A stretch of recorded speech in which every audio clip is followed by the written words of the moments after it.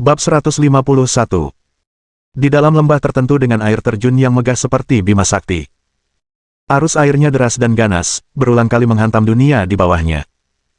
Di bawah air terjun berdiri seorang pemuda dengan tubuh bagian atas telanjang yang sedang menahan berat air terjun dengan tubuhnya.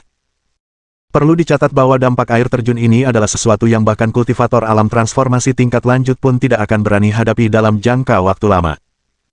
Mereka yang gagal menahan dampaknya akan melukai diri sendiri, bahkan beberapa di antaranya kepalanya hancur terendam air. Pemuda itu berdiri di sana tanpa lapisan energi pelindung apapun. Kekuatan fisiknya terlihat jelas. Dia berdiri tegak, seolah-olah terpaku di tempat itu. Berdiri di sana dengan santai, dia sama sekali tidak terpengaruh saat air terjun berulang kali menerjangnya. Pada kenyataannya, seluruh fokusnya terfokus pada upaya melawan air terjun. Giginya terkatup rapat, dan dia berjuang untuk tetap hidup. Dalam pikirannya terdapat ruang yang gelap gulita, dan di dalamnya, sesosok manusia mini duduk bersila dan bertindak sebagai pelindung kepalanya. Di bawah tekanan, ruang gelap gulita itu tampak semakin padat, seolah-olah ditempa oleh air terjun. Adapun sosok mungil yang duduk bersila, resonansinya dengan ruang gelap gulita itu tampaknya perlahan-lahan meningkat. Tidak diketahui berapa lama pemuda ini telah berdiri di sini, tetapi dia akhirnya mencapai batas kemampuannya. Ahahaha.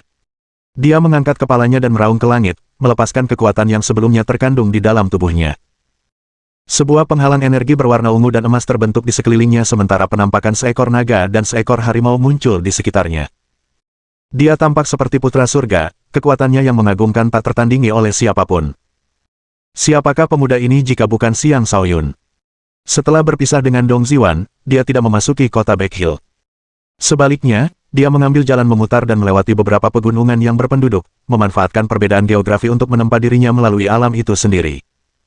Saat ini, Xiang Shaoyun sedang menggali potensi tersembunyinya di bawah air terjun. Pada saat yang sama, ia meningkatkan resonansi antara jiwanya dan alam jiwa neter agar pemahamannya tentang alam jiwa neter semakin baik. Saat ia melepaskan kekuatannya, sebagian air terjun terpaksa mengalir terbalik. Dari sini, jelas terlihat betapa kuatnya dia saat ini. Akhirnya, Xiang Shaoyun keluar dari bawah air terjun sambil memancarkan aura keteguhan, memperlihatkan potensi yang tampaknya tak terbatas. Dia kemudian menangkap beberapa ikan dari kolam yang tidak jauh dari situ. Setelah memanggangnya, dia melahapnya. Setelah selesai makan, dia berbaring di padang rumput. Merasakan kehangatan sinar matahari, suasana hatinya membaik. Latihan rutin tidak mampu meningkatkan kecepatan kultivasiku. Hanya dengan terus-menerus menempa diriku di ambang kematian aku akan mampu berkembang lebih jauh. Aku perlu mencari tempat kultivasi baru, tempat yang lebih cocok untukku, pikir Xiang Shaoyun dalam hati. Setelah mempertimbangkannya, dia memutuskan untuk mencari kota terlebih dahulu agar bisa bertanya-tanya tentang beberapa lokasi berbahaya di mana dia bisa mengasah kemampuannya. Dia sempat berpikir untuk pergi ke kota tepi awan. Di sana akan ada lebih banyak sumber daya kultivasi, tetapi dia juga yakin bahwa jika dia berani mengungkapkan dirinya di sana, musuh-musuhnya tidak akan lama kemudian akan menemukannya. Ini bukanlah risiko yang siap diambil Xiang Shaoyun. Karena itu, dia tidak akan mengunjungi kota Cloud Margin untuk saat ini. Setelah selesai beristirahat, dia membersihkan diri sebelum melanjutkan perjalanannya. Beberapa hari kemudian, dia akhirnya tiba di sebuah kota bernama Kota Bambu Hijau, sebuah kota yang bahkan lebih kecil dan lebih lemah daripada kota Wu. Pemerintahannya juga jauh lebih miskin jika dibandingkan. Sesuai dengan namanya, bambu hijau dapat ditemukan di mana-mana di sekitarnya. Karena itu, kota ini memiliki lingkungan yang tenang dan anggun. Berjalan di tengah hutan bambu dan mendengarkan gemerisik bambu tertiup angin, Xiang Shaoyun merasa sangat nyaman. Ketika tiba di sebuah kedai teh di dekat kota, ia duduk, memesan secangkir teh, dan bertanya kepada pelayan, "Pelayan, apakah Anda tahu ada daerah berbahaya di sekitar sini?" "Anda bercanda, pelanggan. Bagaimana mungkin orang biasa seperti saya tahu hal seperti itu?" jawab pelayan itu. Xiang Shaoyun juga berpikir bahwa sungguh bodoh baginya untuk menanyakan hal ini kepada seorang pelayan. Seharusnya dia bertanya kepada seorang kultivator, bukan kepada pelayan kedai teh. Jika aku tidak bisa menemukan informasi apapun tentang lokasi berbahaya di sekitar sini, aku harus puas dengan mencari beberapa penjahat, pikir Xiang Shaoyun dalam hati. Setelah mengambil keputusan, Xiang Shaoyun berangkat menuju kota. Tak lama kemudian, ia menemukan sebuah prasasti. Banyak berita terpampang di prasasti itu, begitu pula sejumlah misi dan hadiah. Prasasti seperti ini dapat ditemukan di semua kota. Sebelumnya ia tidak terlalu memperhatikannya. Namun karena tidak ada hal lain yang lebih baik untuk dilakukan, ia memutuskan untuk mencari pekerjaan di prasasti tersebut. Saat pandangannya tertuju pada daftar buronan, ia melihat informasi tentang sejumlah penjahat buronan, potret mereka, dan hadiah buronan yang tertera dengan jelas. Menerima permintaan buronan sama artinya dengan menerima misi, dan misi tersebut harus diselesaikan dalam jangka waktu tertentu. Jika seseorang gagal menyelesaikan permintaan hadiah dalam batas waktu yang diberikan, misi akan dibatalkan secara otomatis. Adapun deposit yang dibayarkan saat menerima misi, tidak ada pengembalian dana. Tentu saja, jika seseorang mampu menyelesaikan misi tepat waktu, ia akan mendapatkan hadiah. Setelah mempelajari daftar itu sejenak, tatapan Xiang Shaoyun tertuju pada salah satu permintaan hadiah, menghilangkan geng serigala merah. Kepala pemimpin geng bernilai 1000 kristal roh tingkat rendah. Kepala kedua wakil pemimpin masing-masing bernilai 800 kristal roh tingkat rendah. Ini adalah misi buruan tingkat 3, yang menandakan bahwa musuh terkuat yang mungkin ditemui selama misi ini adalah kultivator alam transformasi. Dan ini juga misi buruan dengan hadiah terbesar di antara semua misi buruan yang ada. Daftar orang yang telah menerima misi sebelumnya tercantum di bawah ini, dan sejauh ini, semuanya gagal. Kelompok bandit Serigala Merah adalah sekelompok bandit yang berbasis di dekat kota. Mereka sering merampok pedagang keliling, menanamkan rasa takut di hati warga setempat. Hal ini mencapai titik di mana semakin banyak pedagang keliling yang tidak lagi berani mengunjungi kota Bambu Hijau. Adapun Akademi Bambu Hijau di kota Bambu Hijau, akademi ini agak lemah dan kekuatannya sebanding dengan bandit Serigala Merah. Tetapi jika mereka ingin melenyapkan bandit Serigala Merah, mereka harus membayar harga yang sangat mahal. Karena itu, kota tersebut mengeluarkan hadiah ini, dengan harapan seseorang dapat melenyapkan bandit Serigala Merah untuk mereka. Kalau begitu, kaulah orangnya, Xiang Shaoyun tanpa pikir panjang merobek poster buronan itu. Seorang lelaki tua yang bertugas menjaga prasasti itu menghela napas dan berkata, "Anak muda, begitu kau merobek poster ini, kau harus menyelesaikannya. Jika tidak, kau akan menjadi bahan olok-olok kota ini." Pria tua itu adalah orang yang baik hati. Ketika dia melihat betapa mudanya Xiang Shaoyun, dia menyimpulkan bahwa kecil kemungkinan pemuda ini mampu menyelesaikan misi tersebut. Itulah sebabnya dia menghela napas. "Terima kasih, Tuan. Tapi saya menerima permintaan hadiah ini. Mohon daftarkan untuk saya," kata Xiang Shaoyun. "Hah, anak muda memang selalu gegabah," desah lelaki tua itu sebelum mendaftarkan Xiang Shaoyun. Overlord Xiang menerima hadiah tingkat 3, menghilangkan bandit Serigala Merah. Batas waktu, 3 bulan. Deposit, 100 kristal alkohol berkualitas rendah. Seseorang tidak bisa menerima misi secara cuma-cuma. Jika gagal dalam misi setelah menerimanya, uang deposit akan disita. Lelaki tua itu takjub melihat Xiang Shaoyun ternyata mampu membeli 100 kristal spiritual kelas rendah. Meskipun begitu, dia masih tidak yakin dengan peluang pemuda ini untuk berhasil. Xiang Shaoyun mengabaikan tatapan ragu lelaki tua itu sambil menggulung poster dan melangkah pergi dengan langkah mantap. Bab 152. Xiang Shaoyun tidak terburu-buru untuk langsung mencari geng Serigala Merah. Dia tidak akan bertindak sebelum membuat rencana. Pertama, dia harus mencari tahu kekuatan sebenarnya dari geng Serigala Merah, berapa banyak kultivator alam transformasi yang mereka miliki, dan tingkat kultivasi anggota terkuat mereka. Kemudian, dia harus menyiapkan beberapa persediaan yang dapat membantu mengobati lukanya dan membantunya dalam menyerang dan bertahan. Perhentian pertamanya adalah toko herbal terbesar di kota. Setelah membeli beberapa pil penyembuhan, dia bertanya kepada penjaga toko tentang geng Serigala Merah. Dari penjaga toko, dia mengetahui bahwa orang terkuat di geng Serigala Merah adalah pemimpinnya, yang berada di alam transformasi tingkat 7 atau 8, diikuti oleh 2 wakil pemimpin, yang juga merupakan kultivator alam transformasi tingkat lanjut. Mereka juga memiliki tidak kurang dari 10 bawahan alam transformasi di bawah mereka. Karena itu, Akademi Bambu Hijau tidak dapat berbuat apapun terhadap bandit Serigala Merah, sehingga penduduk kota menderita tirani para bandit. Dengan kepercayaan diri yang meningkat berkat informasi yang didapatnya, Xiang Shaoyun akhirnya siap menuju lokasi bandit Serigala Merah. Karena mereka memiliki jumlah yang lebih banyak, aku hanya akan memiliki peluang jika aku menyingkirkan mereka satu persatu. Aku harus berhati-hati dan tidak bertindak gegabah, renung Xiang Shaoyun. Kemudian, ia mengenakan pakaian mewah dan berpura-pura menjadi seorang tuan muda kaya. Ia percaya bahwa dengan cara ini ia bisa memancing bandit Serigala Merah. Namun tentu saja, pakaian mewah saja tidak cukup. Ia juga membutuhkan tunggangan yang menarik perhatian. Jika tidak, penyamarannya akan terasa tidak lengkap. Oleh karena itu, Xiang Shaoyun membeli seekor kuda iblis sebelum meninggalkan kota. Kuda itu berada di tingkat iblis kecil, dan tenaganya jauh lebih baik daripada kuda biasa. Hanya dengan kuda seperti inilah ia dapat menunjukkan identitasnya sebagai tuan muda yang kaya. Dengan menunggang kuda, dia menuju ke benteng bandit Serigala Merah. Kelompok bandit Serigala Merah memiliki benteng mereka di dalam sebuah lembah di lokasi yang mudah dipertahankan dan sulit diserang. Adapun lembah itu sendiri, merupakan bagian dari jalur utama yang digunakan oleh para pedagang keliling yang berpindah-pindah antar kota. Ini juga merupakan jalur utama menuju kota Bambu Hijau. Ada beberapa ratus anggota dalam geng Serigala Merah, sebuah kelompok tiran lokal yang dibenci banyak orang tetapi tidak dapat mereka lawan. Seiring waktu, rute yang mereka tempati menjadi semakin sepi. Hari ini, Xiang Shaoyun tiba sendirian, tampak seperti pahlawan yang sendirian. Tetapi di mata geng Serigala Merah, dia tidak lebih dari seekor domba gemuk yang menunggu untuk disembelih. Sebuah sinyal telah dikirim dari salah satu penjaga bandit Serigala Merah, memberitahu rekan-rekan mereka bahwa mangsa besar telah tiba. Salah satu dari mereka adalah seorang pria bermata satu. Menatap Xiang Shaoyun dari jauh, rasa jijik terpancar di wajahnya saat dia berkata, "Dari mana datangnya anak nekat ini? Dia berani memasuki wilayah kita sendirian. Kirim saja 2 saudara ke sana untuk membunuhnya. Mari kita lihat seberapa besar mangsa ini." Maka, 2 bandit meninggalkan perkemahan mereka. Ketika Xiang Shaoyun melihat 2 bandit datang ke arahnya, ia segera melarikan diri. Kedua bandit itu mengira ia ketakutan, sehingga mereka mengejarnya. Setelah beberapa saat, kedua bandit itu terpancing ke tempat tersembunyi di mana mereka kemudian dibunuh. Mereka benar-benar meremehkan saya sampai-sampai hanya mengirim 2 orang tak penting untuk menghadapi saya, gerutu Xiang Shaoyun.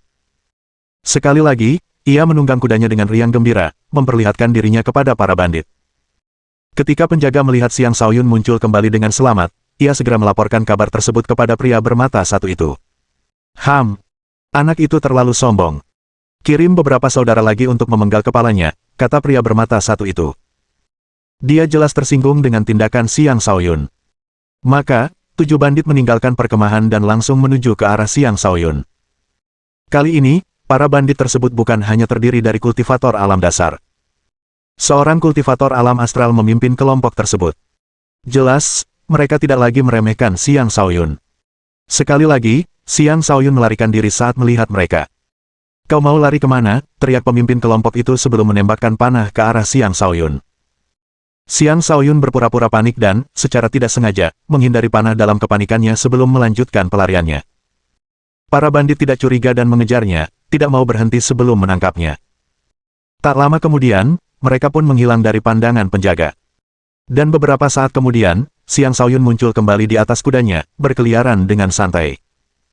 "Ada yang aneh dengan anak ini," kata pria bermata satu itu, yang akhirnya menyadari ada sesuatu yang salah. Dia berteriak, "Para pria, ikut aku. Aku sendiri yang akan membunuh anak itu. Kapten, jangan gegabah. Dia mungkin umpan yang dikirim oleh kota Bambu Hijau. Mungkin ada pasukan yang bersembunyi di suatu tempat menunggu kita," saran seseorang. "Masuk akal. Tapi apakah kita akan melupakan saudara-saudara kita yang telah meninggal begitu saja?" tanya pria bermata satu itu. "Tentu saja tidak. Karena dia berani datang, dia pasti tidak akan menyerah begitu saja. Kirim saja beberapa pengintai untuk mencari tahu siapa yang bersembunyi dan menunggu kita sebelum kita memutuskan apa yang harus dilakukan. Jika dia benar-benar berani datang kepada kita, dia pasti akan mati," saran orang itu. Pria bermata satu itu menerima saran tersebut dan mengirim beberapa pengintai untuk mencari tahu apa yang sedang terjadi. Dia juga berhenti mengirim lebih banyak orang untuk mengejar Xiang Shaoyun. Xiang Shaoyun menyadari bahwa setelah 2 kali tertipu oleh tipu dayanya, mereka tidak lagi mudah tertipu.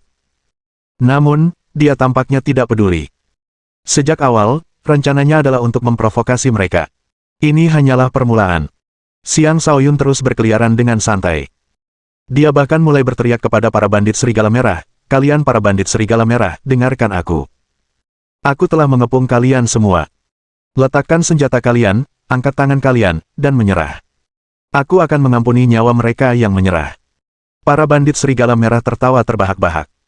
Ada beberapa ratus dari mereka di sini. Anak itu sendirian, namun dia mengaku telah mengepung mereka. Lelucon macam apa itu? Mereka bahkan bertanya-tanya apakah anak itu hanyalah orang gila. "Nak, aku tidak peduli siapa kau, tapi jangan pernah bermimpi bisa pergi hidup-hidup hari ini," teriak pria bermata satu itu. Kemudian dia melompat ke punggung serigala iblis dan menyerbu ke arah Xiang Shaoyun dengan kapak besar di tangan. Sekitar selusin bandit mengikutinya dari belakang, dan mereka semua adalah kultivator di alam astral.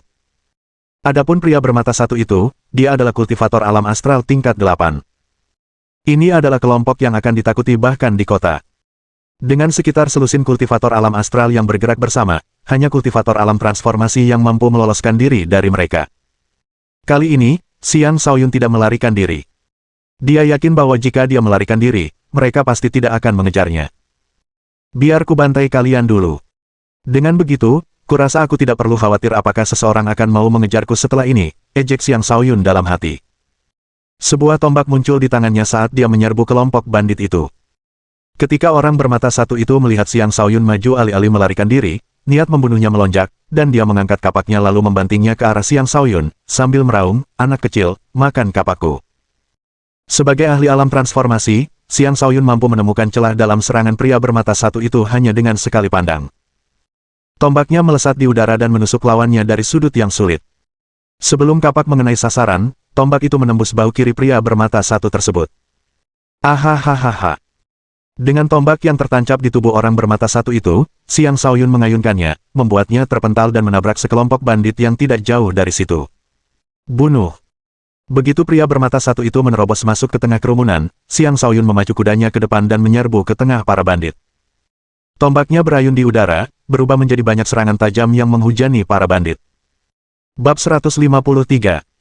Di bawah hujan tombak, satu demi satu bandit tumbang, dan gumpalan darah membubung di udara satu demi satu. Xiang Shaoyun berada di level yang sama sekali berbeda dari para bandit ini, dan gerakannya terlalu cepat bagi mereka untuk diikuti. Berlari ke arahnya sama saja dengan berlari menuju kematian mereka. Dalam sekejap mata, sekitar selusin mayat tergeletak di tanah, dan tunggangan mereka berhamburan ketakutan. Sementara itu, alarm telah dibunyikan di benteng bandit Serigala Merah. Dengan begitu banyak orang yang tewas seketika, mustahil bagi mereka untuk tidak panik. Di puncak benteng, sekelompok bandit berkumpul. Para bandit ini jauh lebih kuat daripada bandit biasa. Bandit-bandit lainnya juga berkumpul di depan benteng, dan tak lama kemudian, beberapa ratus dari mereka berada di sana. Saat mereka bersiap menghadapi kedatangan Xiang Shaoyun hanya mengacungkan jari tengahnya dan menatap mereka dengan wajah paling menghina yang bisa dia tunjukkan sebelum pergi. Dia jelas tidak mampu berbuat apapun melawan begitu banyak bandit. Tujuannya tetap untuk memancing beberapa dari mereka keluar sehingga dia bisa membunuh mereka satu persatu. Itulah satu-satunya cara dia bisa melemahkan kekuatan kelompok itu secara keseluruhan sebelum akhirnya melenyapkan seluruh kelompok. Katakan padaku, apa yang sedang terjadi? Tanya pemimpin bandit itu kepada penjaga. Kepala, anak itu telah membunuh hampir 20 orang dari kita sejauh ini, termasuk kelompok naga bermata satu. Dia bahkan mengaku telah mengepung kita, jawab penjaga yang ketakutan itu. Bodoh. Jika dia benar-benar mengepung kita, kenapa dia melarikan diri, bentak kepala suku. Kemudian dia memerintahkan, saudara ketujuh, bawa 2 orang bersamamu dan ambil kepala anak itu. Kita tidak bisa mengampuni siapapun yang berani menantang kita. Ya, kepala, jawab seorang pria parubaya. Orang ini memancarkan aura yang jauh lebih pekat daripada bandit biasa di sini. Dia adalah ahli alam transformasi tingkat 3 puncak. Namanya Li Hao, dan dia berada di peringkat ke-7 dalam kelompok bandit ini. Dia berangkat hanya dengan 2 orang, tetapi keduanya masing-masing adalah kultivator alam transformasi tingkat 1 dan tingkat 2. Dengan menunggangi Serigala Merah, mereka bergegas keluar dari benteng dan mengejar Xiang Shaoyun. Serigala Merah yang mereka tunggangi adalah iblis tingkat menengah, jauh lebih cepat daripada kuda iblis Xiang Shaoyun. Tak lama kemudian, Xiang Shaoyun muncul kembali dalam pandangan mereka. Setelah memastikan tidak ada jebakan, mereka meningkatkan kecepatan. Xiang Shaoyun sudah memiliki rute yang direncanakan. Dia membawa mereka ke hutan yang tidak berpenghuni, memanfaatkan hutan tersebut untuk memperlambat mereka. Dia akan membawa mereka lebih jauh dari benteng mereka sebelum membunuh ketiga orang itu. Kelompok Li Hao yang beranggotakan 3 orang bergerak dengan kecepatan tinggi, tidak memberi Xiang Shaoyun kesempatan untuk melarikan diri. Mereka bahkan menyebar dan mengepung Xiang Shaoyun, menutup jalan keluarnya. Lari, nak. Ayo, terus lari. Kemana kau bisa lari sekarang? Li Hao memarahi. Lari. Siapa bilang aku lari, ejek Xiang Shaoyun. Oh, kau bermulut tajam. Biar ku hancurkan mulutmu itu, kata bandit alam transformasi tingkat pertama. Dengan teriakan, dia menyerbu maju bersama tunggangannya sebelum menghantamkan palunya ke arah Xiang Shaoyun. Itu adalah serangan yang brutal. Karena palu itu adalah palu berduri, jika serangan itu mengenai sasaran, darah pasti akan mengalir. Sayangnya, dia terlalu terburu-buru menyerang sebelum mengetahui kekuatan sebenarnya dari Xiang Shaoyun. Itu sama saja dengan bunuh diri. Duduk di atas kuda iblisnya, Xiang Shaoyun membungkuk dan menghindari serangan sebelum menusukkan tombaknya ke depan. Tombak itu melesat seperti kilat. Sang penguasa alam transformasi tingkat pertama ketakutan menyadari bahwa dia sama sekali tidak bisa menghindari serangan itu. Tombak itu menembus dadanya, dan baju sirahnya hancur berkeping-keping. Speed. Setelah memuntahkan seteguk darah, dia terlempar dan menabrak pohon. Sepertinya kau memang cukup mampu, nak. Tak heran kau berani menantang kami. Tapi kau sendiri tidak cukup, kata Li Hao sebelum menyerbu maju dan menebas pedangnya 7 kali berturut-turut. Setiap tebasan diikuti dengan tebasan berikutnya secara beruntun, hampir seolah-olah semuanya menyatu. Serangan itu cepat dan ganas, serangan yang akan sulit ditangkis oleh kultivator dengan tingkat kultivasi yang sama. Tanpa menoleh pun, Xiang Shaoyun mengayunkan tombaknya di sekelilingnya dan membentuk pertahanan yang tak tertembus yang memblokir ketujuh tebasan pedang itu. Namun, dampak benturan itu terlalu berat untuk ditangani oleh kuda iblis tersebut, menyebabkan kuda itu mulai berdarah dari hidungnya. Kuda itu tampaknya tidak akan bertahan lama. Tepat pada saat itu, bandit alam transformasi tingkat 2 muncul dari samping Xiang Shaoyun. Seperti ular berbisa, tombaknya menusuk titik vital di tubuh Xiang Shaoyun, bertujuan untuk membunuh dengan satu serangan. Xiang Shaoyun kurang berpengalaman dalam pertempuran, tetapi kemampuan wawasannya tak tertandingi. Tepat sebelum serangan itu mengenai sasaran, dia melompat dari kudanya. Kuda itu langsung dibunuh oleh kedua bandit tersebut, berubah menjadi tumpukan daging cincang. Kalian berdua akan membayar atas perbuatan membunuh tungganganku, teriak Xiang Shaoyun sambil melepaskan wujud naga dan harimaunya. Tekanan mengerikan seorang raja menghantam keduanya. Li Hao dan bandit lainnya seketika mengalami ilusi bahwa Xiang Shaoyun telah berubah menjadi seorang pangeran, kehadirannya yang agung menekan mereka seperti beban dunia. Tekanan itu membuat mereka gemetar ketakutan, dan mereka kaku sesaat. Xiang Shaoyun memanfaatkan sepersekian detik itu dan menembakkan petir dahsyat dari tombaknya ke arah mereka. Kedua kultivator alam transformasi itu sepenuhnya mengaktifkan penghalang energi luar mereka dan berusaha sekuat tenaga untuk menahan serangan petir. Namun, begitu petir menyentuh penghalang mereka, mereka menjadi mati rasa dan tidak dapat bergerak lagi. Pertahanan mereka hancur berantakan, penghalang energi dan baju besi mereka ditembus. Darah menyembur kemana-mana. Xiang Shaoyun terus melanjutkan serangannya, tidak memberi mereka kesempatan untuk bertahan hidup. Dor! Dan akhirnya, Xiang Shaoyun memenggal dua kepala. Ketika orang pertama yang terlempar menyaksikan pemandangan itu, rasa takut terpancar di wajahnya, dan dia segera merangkak pergi, kehilangan keberanian untuk berdiri kembali. Bisakah kau lolos dariku? Xiang Shaoyun mencibir sambil menyalurkan energinya ke tombaknya sebelum melemparkannya ke arah bandit yang mencoba melarikan diri. Tombak itu menembus dada bandit dan menancapkannya ke pohon. Dengan itu, ketiga bandit alam transformasi itu tewas. Xiang Shaoyun tidak berhenti sampai di situ. Meskipun saat ini tidak ada lagi yang bisa dia bunuh, dia perlu menjinakkan serigala merah sebagai tunggangannya. Ia bergerak secepat angin menuju serigala merah yang ditunggangi Li Hao sebelumnya. Itu adalah iblis tingkat menengah puncak yang hampir mencapai tingkat iblis agung. Meskipun begitu, ia masih tidak secepat Xiang Shaoyun. Xiang Shaoyun melompat ke udara dan dengan paksa menaiki serigala itu, dengan cepat menyalipnya. Melolong. Bab 154. Serigala itu melolong dengan enggan sambil terus berusaha menjatuhkan Xiang Shaoyun. Ia tidak mau membiarkan manusia lain menjinakkannya karena sebelumnya ia sudah memiliki tuan. Hewan buas iblis yang sudah dijinakkan umumnya jauh lebih sulit dijinakkan. Mereka sering memilih kematian daripada tunduk pada manusia kedua. Diamlah, seru Xiang Shaoyun sambil aura naga dan harimau bergejolak dalam dirinya. Kekuatan raungan harimau bercampur dalam suaranya, dan menyelimuti serigala merah itu dengan tekanan mengerikan yang membuatnya gemetar ketakutan. Xiang Shaoyun meninju kepala serigala itu, menjatuhkannya. Kemudian dia melompat dari serigala itu, mengangkatnya, dan dengan kejam membantingnya ke batu besar di dekatnya.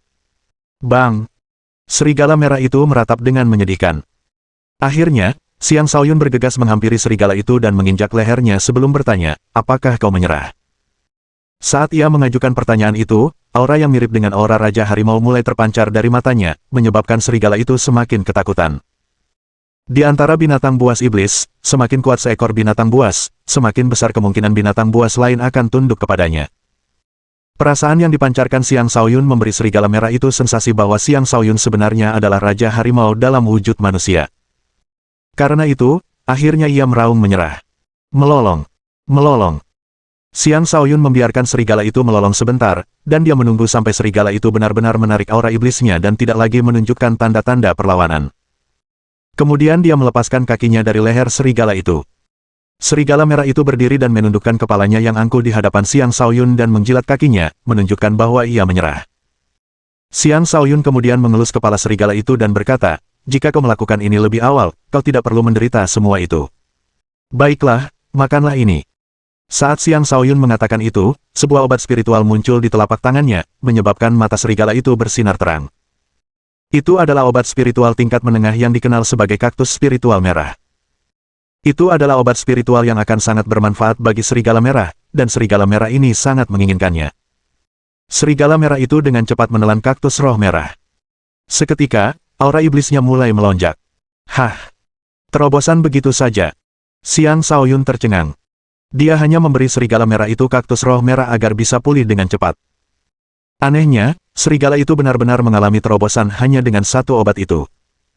Xiang Shaoyun memberi serigala itu ruang untuk menerobos dan malah pergi menjarah medan perang. Dia hanya mengambil kepala bandit yang terpenggal dan uang mereka. Segala sesuatu yang lain dibiarkan begitu saja. Bahkan barang-barang kelas raja pun hampir tidak menarik minatnya, apalagi senjata-senjata yang kualitasnya jauh lebih rendah. Setelah menghancurkan bandit serigala merah, aku harus mencari cara untuk membersihkan barang-barang di lautan kosmos astralku.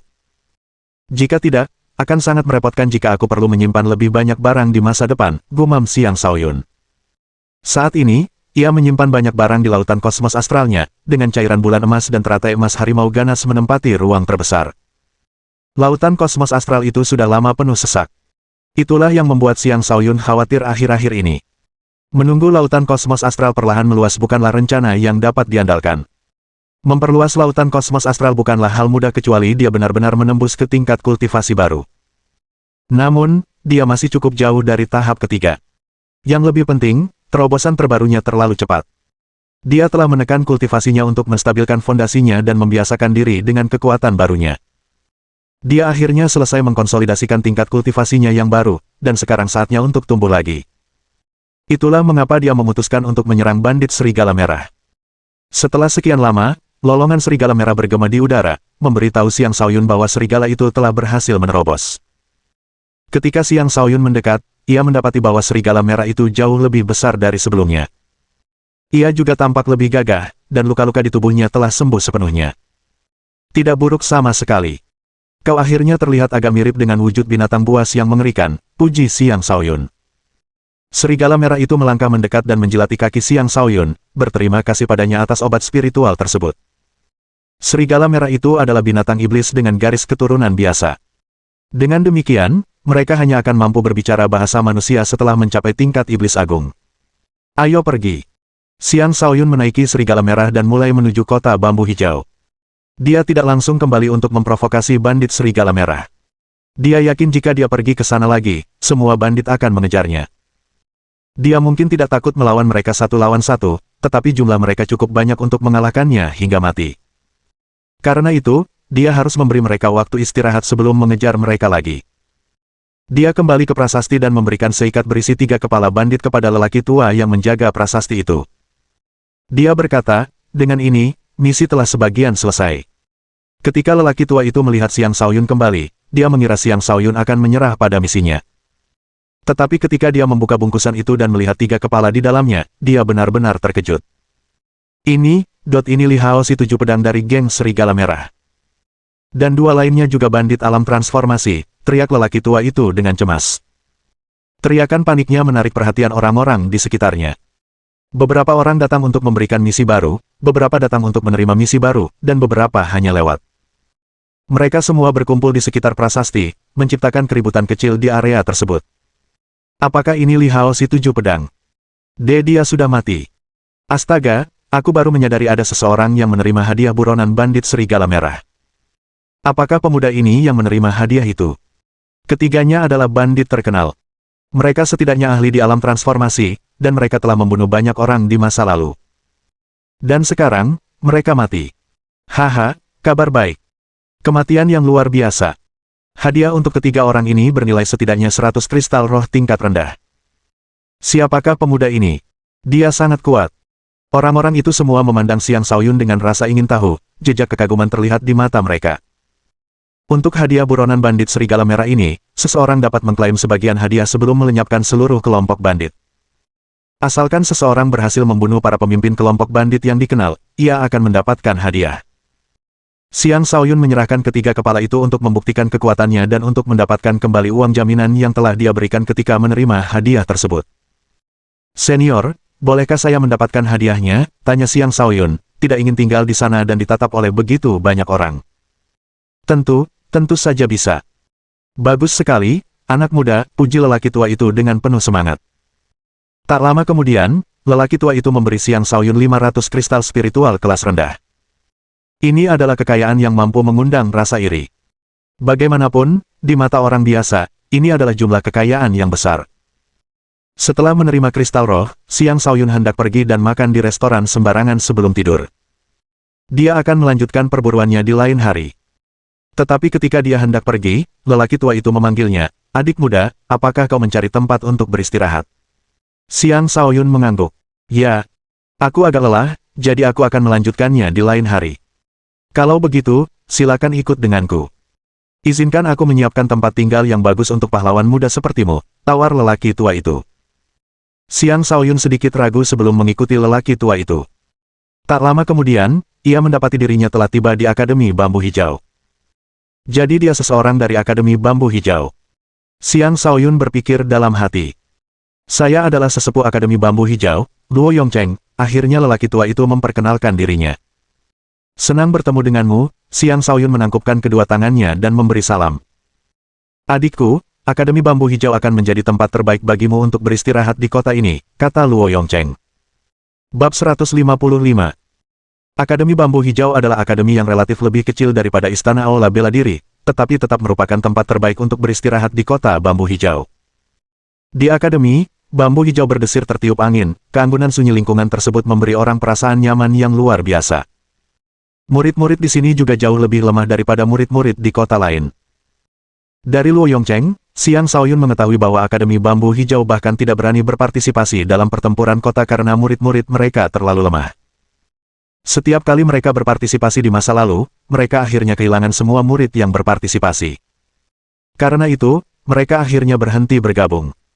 Adapun alasan mengapa mereka begitu lemah, tidak pantas bagi Xiang Shaoyun untuk terlalu banyak bertanya tentang hal itu. Luo Yongcheng membawa Xiang Shaoyun ke sebuah kediaman dan meminta seseorang untuk menyiapkan minuman keras dan hidangan lezat untuk menyambut Xiang Shaoyun.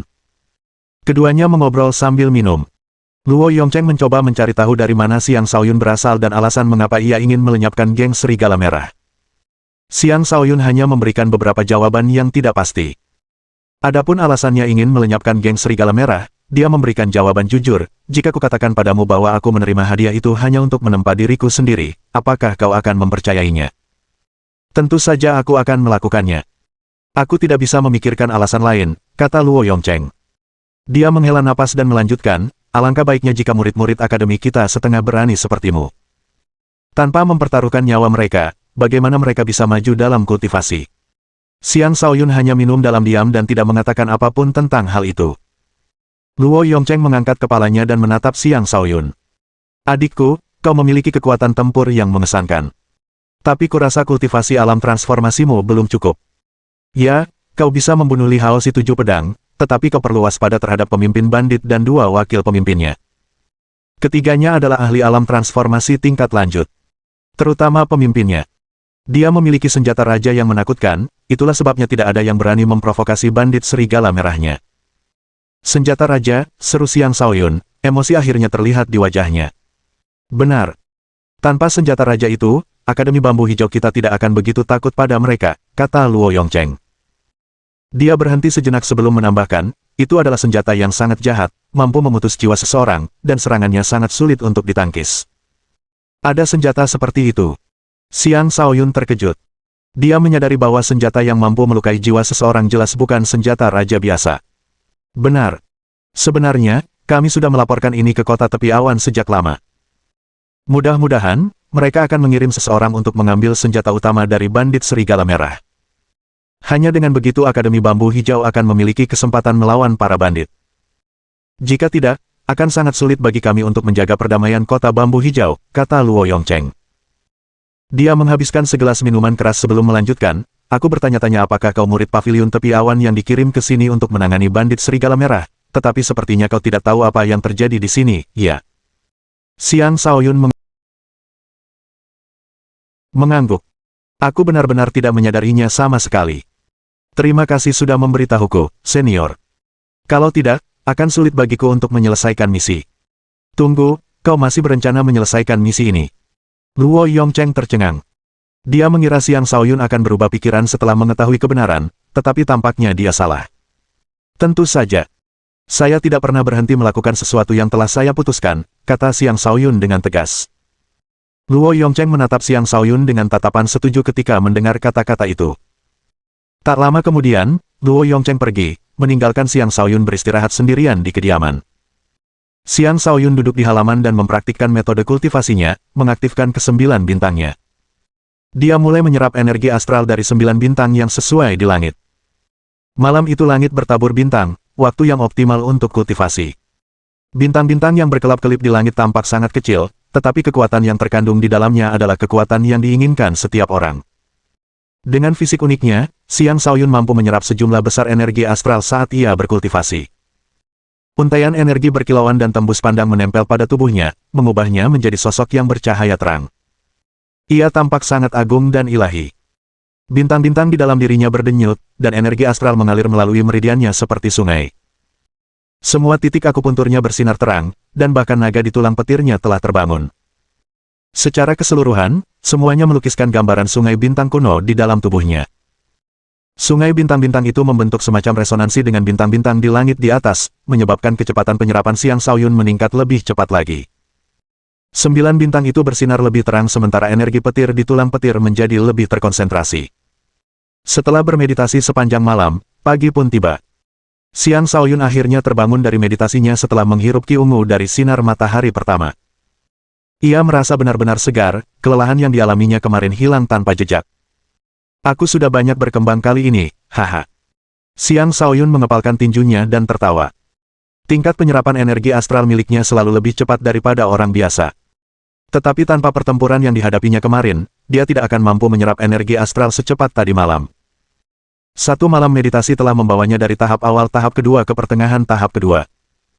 Kemajuan pesat ini adalah hasil dari waktu yang baru-baru ini ia habiskan untuk menempa dan menekan basis kultivasinya. Dengan kecepatan ini, ia mungkin hanya membutuhkan sekitar 3 bulan untuk mencapai tahap ketiga. Dan jika ia dapat bertarung dalam pertempuran yang lebih intens, kecepatannya akan lebih cepat lagi. Hari ini, Xiang Shaoyun tidak berencana untuk mencari bandit serigala merah, karena dia akan berlatih teknik pamungkas. Teknik pamungkas yang disebut-sebut ini sebenarnya bukanlah teknik pertempuran. Melainkan, sebuah kondisi pikiran, yang dikenal sebagai kesatuan senjata manusia. Kesatuan senjata manusia adalah kondisi di mana seorang kultivator menjadi satu dengan senjatanya, memungkinkan dia untuk melepaskan kekuatan tempur yang lebih besar. Secara umum, untuk memasuki keadaan ini, seorang kultivator harus mengenal senjatanya dengan sangat baik. Selain itu, diperlukan tingkat kompatibilitas yang tinggi antara kultivator dan senjata tersebut.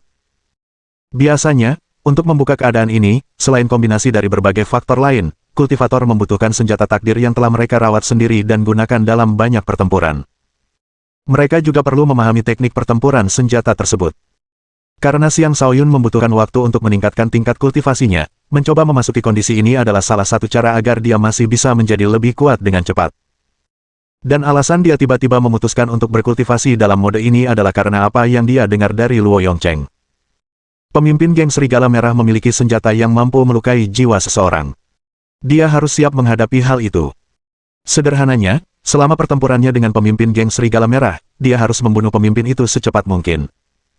Dengan tidak memberi pemimpin itu kesempatan untuk menggunakan senjata tersebut, dia akan mampu mengurangi kerugian yang akan dideritanya dari pertarungan itu. Pedang Overlord Sky Flying Saber telah disimpan di lautan kosmos astral untuk beberapa waktu. Selain menjalani pembaptisan cairan bulan emas, pedang itu juga telah menerima nutrisi dari energi astral dan vitalitasnya. Semacam hubungan telah terbentuk antara dia dan pedang itu. Meskipun masih ada sesuatu yang terasa kurang, Xiang Shaoyun yakin dia memiliki kesempatan untuk memasuki keadaan kesatuan senjata manusia dalam kondisinya saat ini. Setelah mengoleskan sedikit esensi darahnya sendiri pada pedang, dia mulai mengayunkan pedang itu secara acak, mencoba menangkap sensasi kesatuan senjata manusia. Sayang sekali sensasi ini bukanlah sesuatu yang bisa ditangkap hanya karena keinginan seseorang. Untungnya, ada sebuah tempat di dalam Akademi Bambu Hijau yang sangat ideal bagi Xiang Shaoyun untuk menangkap perasaan itu. Bab 156. Gerakan dasar menggunakan pedang terdiri dari tebasan vertikal, tebasan horizontal, mengiris, menusuk, dan sebagainya. Gerakan dasar inilah yang saat ini difokuskan oleh Xiang Shaoyun, bukan gerakan yang rumit atau tingkat lanjut. Dia mengayunkan pedangnya berulang kali, gerakannya mengalir dengan mulus, seolah-olah itu adalah gerakan yang paling alami. Hanya seorang ahli sejati dalam ilmu pedang yang dapat melihat ketidaksempurnaannya. Pedang itu bergerak selaras dengan tubuh bergerak sesuai dengan kehendakku, pedang itu seperti tubuhku, tubuh dan pikiranku adalah satu, bergerak sesuai keinginan hatiku. Xiang Shaoyun merenungkan pedang itu tanpa henti sambil mengayunkannya, berusaha sekuat tenaga untuk menyatukan pedang pembunuh langit penguasa dengan tubuhnya dan menjadikannya bagian dari dirinya agar dapat memasuki mode yang diinginkannya. Sayangnya, meskipun dia mengerti apa yang harus dilakukan, sensasi yang dia cari tetap tidak ditemukan. Bukan karena kompatibilitas yang rendah antara dirinya dan Overlord Sky Flying Saber. Melainkan, karena tampaknya ada lapisan kabut yang mengaburkan arah dan mencegahnya memasuki kondisi tersebut. Ini adalah hari ketiga berturut-turut dia berlatih pedang. Bahkan gerakan pedang yang paling dasar pun telah diulang-ulang, namun dia tidak mendapatkan hasil apapun dari kerja kerasnya. Selama 3 hari itu, Luo Yongcheng sesekali mengunjungi Xiang Shaoyun, tetapi ketika melihat Xiang Shaoyun berlatih pedang, dia tidak mengganggunya. Bagaimanapun, membasmi bandit serigala merah adalah tugas yang membutuhkan waktu. Sesuai dengan misi yang diterima Xiang Shaoyun, dia masih punya waktu 3 bulan. Hari ini, Luo Yongcheng datang sendiri membawa minuman keras dan hidangan lesat. Sepertinya dia berencana minum bersama Xiang Shaoyun. Saudara Xiang, ini adalah minuman keras bambu hijau yang diseduh oleh Akademi Bambu Hijau. Aku jamin kau akan menginginkan lebih setelah mencicipinya, kata Luo Yongcheng. Mereka tampak jauh lebih dekat sekarang daripada sebelumnya. Bagi Luo Yongcheng, hanya masalah waktu sebelum seorang jenius muda seperti Xiang Shaoyun menjadi kultivator alam raja. Oleh karena itu, menjaga hubungan baik dengan Xiang Shaoyun sangat penting bagi Luo Yongcheng. Xiang Shaoyun menyingkirkan pedangnya dan menyesap minuman keras yang ditawarkan Luo Yongcheng. Saat menelan minuman itu, ia merasakan sensasi seperti mata air jernih mengalir di dalam tubuhnya. Ia pun tak kuasa menahan diri untuk memuji, minuman keras yang enak. Memang benar, itu adalah minuman beralkohol berkualitas tinggi yang jarang terlihat. Minuman ini diseduh menggunakan embun pagi yang dikumpulkan dari daun bambu dan tunas bambu hijau. Minuman ini mungkin tidak terlalu kuat, tetapi menyegarkan dan menyejukkan, mampu menghilangkan kelelahan dan stres yang dirasakan. Setelah berlatih pedang selama 3 hari tanpa hasil, Xiang Shaoyun mulai gelisah.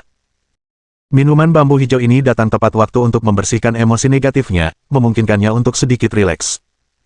Baguslah kalau kamu menyukainya. Banyak orang mengeluh bahwa minuman keras ini terlalu hambar, tetapi tidak banyak yang menyadari kelebihannya, kata Luo Yongcheng sambil tersenyum.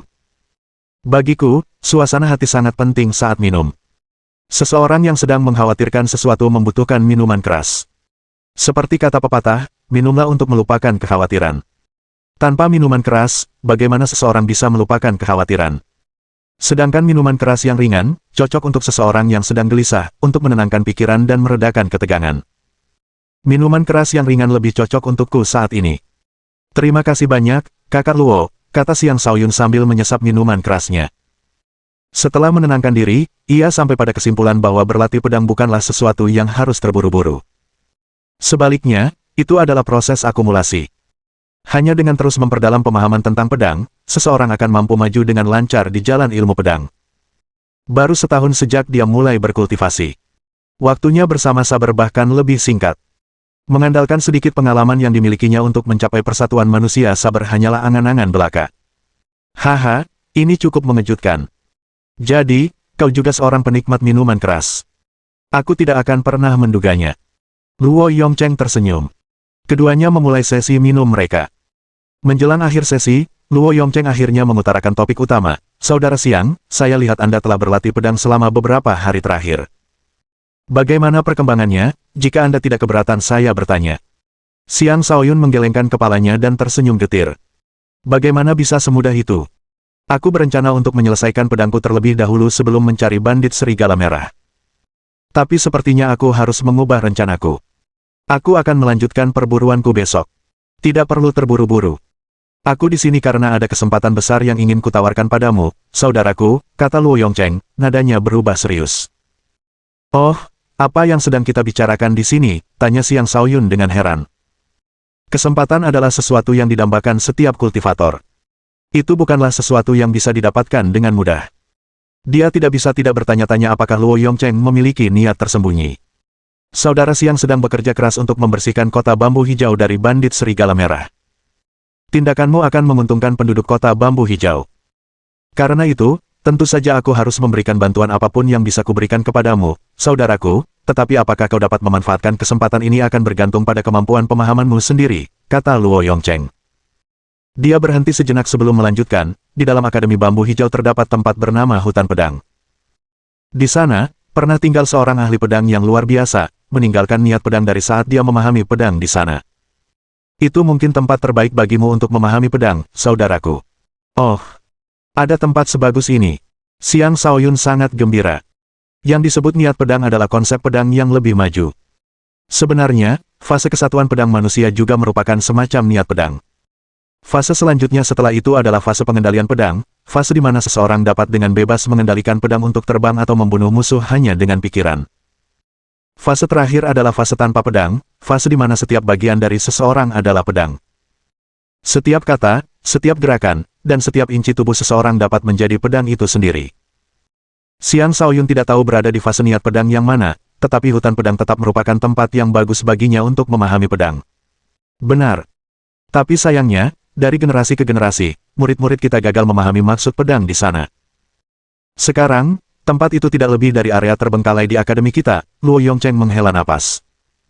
Di manakah hutan sabar ini? Kumohon, kakak Luo, tunjukkan jalannya ke sana, tanya Xiang Shaoyun dengan tidak sabar. Hehe, tentu saja aku akan mengantarmu ke sana. Tapi, Luo Yongcheng membuat Xiang Shaoyun penasaran. Tapi apa? Tolong katakan, tanya Xiang Shaoyun. Dalam hati, ia bergumam, benar saja, tidak ada makanan gratis di dunia ini. Jika Anda dapat memahami maksud pedang itu, saya harap Anda dapat mengadakan satu pelajaran dan berbagi pengalaman Anda dengan kami setelah memahaminya, kata Luo Yongcheng. Dengan kata lain, Xiang Shaoyun harus mengajari mereka apa yang dia pahami dari niat pedang. Ini sebenarnya permintaan yang berat. Tidak seorang pun akan mau membuang sesuatu yang telah mereka peroleh dengan kerja keras. Namun Xiang Shaoyun setuju tanpa ragu sedikit pun. Saya setuju dengan itu. Selama dia bisa memahami maksud dari serangan pedang itu, dia tidak keberatan untuk membagikan apa yang telah dipelajarinya. Kau memang orang yang jujur. Kalau begitu, ikutlah denganku, kata Luo Yongcheng dengan nada memuji. Maka, keduanya menuju hutan sabar di akademi. Hutan sabar terletak di belakang akademi, yang merupakan tempat yang tenang dan terpencil yang dipenuhi dengan hutan bambu yang rimbun. Saat mereka berjalan, para siswa Akademi Bambu Hijau terlihat sesekali. Ini adalah salah satu tempat kultivasi favorit mereka karena mereka semua juga berharap suatu hari nanti dapat memahami niat pedang. Ketika mereka melihat Luo Yongcheng, mereka menghampirinya dan memberi hormat. Rasa ingin tahu mereka tergelitik ketika mereka melihat seorang pemuda di samping Luo Yongcheng. Disitulah hutan sabar berada, kata Luo Yongcheng sambil menunjuk ke suatu arah. Bab 157. Yang disebut hutan sabar adalah sebuah tempat di tengah hutan bambu di belakang akademi, tetapi sebenarnya tidak ada hutan di sana.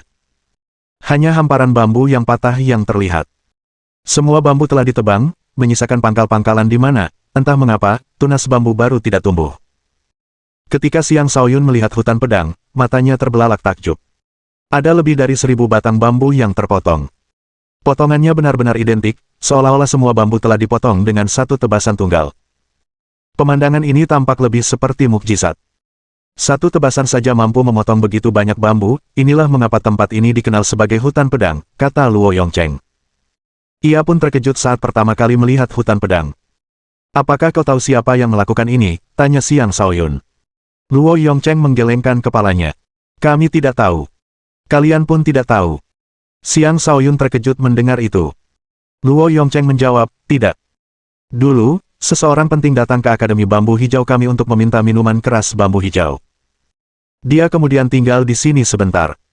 Awalnya, kami tidak terlalu memikirkannya, mengira dia hanya tinggal di sini sebentar karena menyukai lingkungannya.